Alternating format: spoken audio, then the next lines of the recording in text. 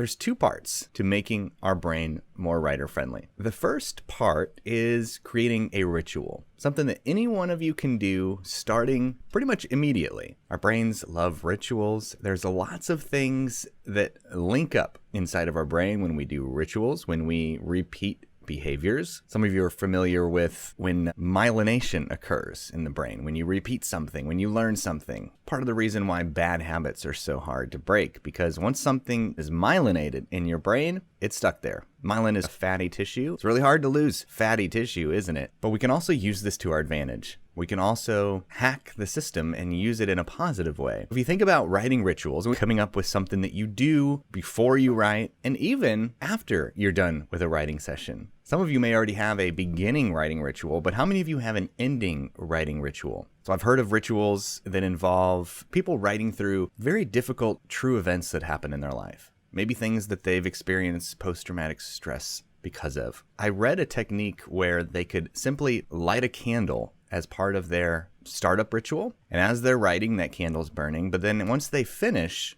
they blow out the candle. And that also signifies to the brain, all right, we're going to stop rehearsing. We're going to stop calling up those negative emotions. That ritual can a lot of times help that writer go deep into the parts they need to in order to write that story or whatever they need to write, but then also close it out when they're done. So they can fully feel the emotions of the event. They can fully recall the details of the event if needed for whatever they're writing. But then blowing out the candle signifies to the brain, it's time to stop that right now. We're not going to let that affect the rest of our life, and we're going to move forward. Sometimes they sound silly, like, oh, could that really work? But these rituals are really powerful.